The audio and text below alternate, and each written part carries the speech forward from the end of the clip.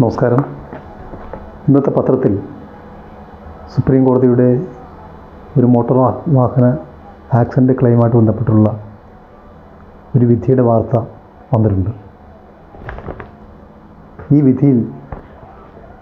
വിധി പറഞ്ഞ ബെഞ്ചിൻ്റെ അധ്യക്ഷനായിട്ടുള്ള സഞ്ജയ് ഗാർഗിൽ ഈ വിധിന്യായത്തിൽ ഇവിടെ പറഞ്ഞിട്ടുള്ള കുറച്ച് കാര്യങ്ങളാണ് ഇത്തരം ഒരു വീഡിയോ ചെയ്യുവാൻ എന്നെ പ്രേരിപ്പിച്ചത്.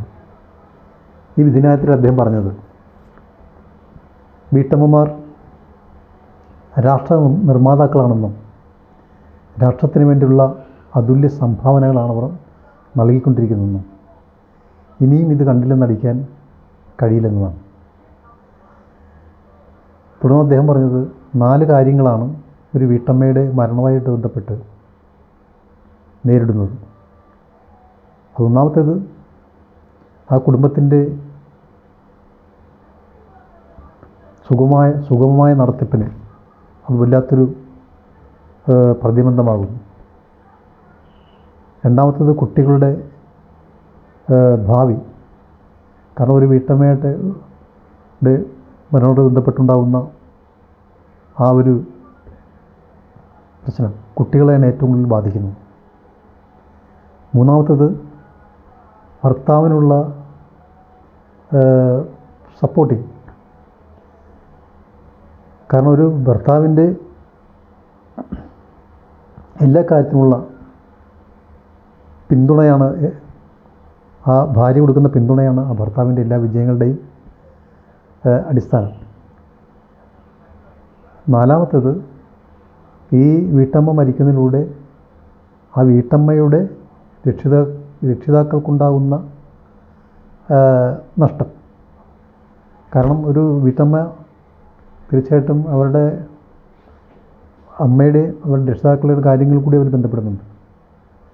അപ്പം അങ്ങനൊരു വീട്ടമ്മ ചെയ്തുകൊണ്ടിരിക്കുന്ന ആ പ്രവൃത്തിയുടെ പ്രാധാന്യം വളരെ വ്യക്തമായും വളരെ സമഗ്രമായുമാണ് ഈ ജസ്റ്റിസ് സഞ്ജയ് ഗാർഗിൽ നിരീക്ഷിച്ചിട്ടുള്ളത്. അപ്പോൾ ഈ വിധിന്യായം വളരെ വളരെ മാനങ്ങൾ നൽകുന്ന, വളരെ അർത്ഥവ്യാപ്തിയുള്ള, സമത്വവാദികളെ സംബന്ധിച്ചിടത്തോളം ആഘോഷിക്കേണ്ട അല്ലെങ്കിൽ ഏറ്റവും സന്തോഷിക്കേണ്ട ഒരു വിധിന്യായമാണ്. അപ്പോൾ ഇത്തരം വിധിന്യായങ്ങളെ നമ്മൾ സമഗ്രമായി വിലയിരുത്തുകയും അത് മുന്നോട്ടുള്ള ഓരോ സമത്വത്തിന് വേണ്ടിയിട്ടുള്ള അസമത്വങ്ങൾക്കെതിരെയുള്ള ആ പോരാട്ടങ്ങൾക്ക് മുന്നേറുവാനുള്ള ഓരോ ചവിട്ടുപടിയുമായി ഇത്തരം വിധിന്യായങ്ങളെ നമ്മൾ കണക്കാക്കേണ്ടതാണ്. കാരണം അസമത്വത്തിനെതിരെ പ്രവർത്തിക്കുന്ന ഏതൊരു പ്രവർത്തകനും സ്വന്തം മേഖലയിലുള്ള അസമത്വങ്ങൾ മാത്രമല്ല, സമൂഹത്തിലാകെ ഉള്ള അസമത്വങ്ങൾക്കെതിരെ കൂടി പ്രതികരിക്കേണ്ട ബാധ്യത അത്തരമൊരു വ്യക്തിയെ സംബന്ധിച്ചുള്ളതുണ്ട്. പ്രത്യേകിച്ച് നമുക്കറിയാം, ഈ വിധി ആചാര സംരക്ഷകരെയും അതുപോലെ സനാതനവാദികൾക്കും എതിരായിട്ടുള്ള വിധിയാണ്. കാരണം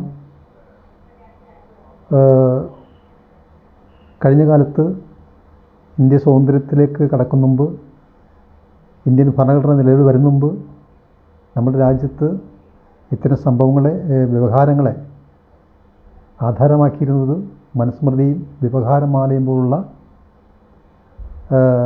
പുസ്തകങ്ങളാണ്. അപ്പോൾ ഇത്തരം പുസ്തകങ്ങളെ ന്യായീകരിച്ചുകൊണ്ടാണ് അന്ന് ഇത്തരം വിധിന്യായങ്ങൾ നടത്തിക്കൊണ്ടിരുന്നത്.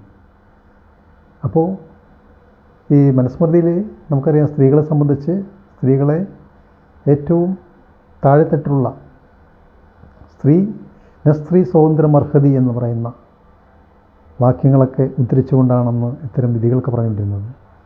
സ്ത്രീകൾക്ക് യാതൊരു സ്വാതന്ത്ര്യമില്ലെന്നും ഒരു സ്വാതന്ത്ര്യം അർഹരല്ല എന്നും, അത് ഏറ്റവും ഉന്നതകുലരായ ബ്രാഹ്മണ സ്ത്രീകളാണെങ്കിൽ പോലും അവർക്ക് താഴെത്തട്ടുള്ള ചണ്ടാളന്മാരുടെ നിലവാരത്തിലുള്ള സ്വാതന്ത്ര്യം മാത്രമേ അവർ അർഹരായിട്ടുള്ളൂ. അത്തരത്തിലുള്ള ഒരു സാമൂഹ്യ ചുറ്റുപാടിൽ നിന്നാണ് ഇത്തരത്തിലുള്ളൊരു വിധി സമത്വത്തിൻ്റെതായിട്ടുള്ള സമത്വവും സാഹോദര്യവും ഉയർത്തിപ്പിടിക്കുന്ന ഇത്തരം ഒരു വിധി വന്നതെന്നുള്ളത് വളരെ ആ വിധിയെ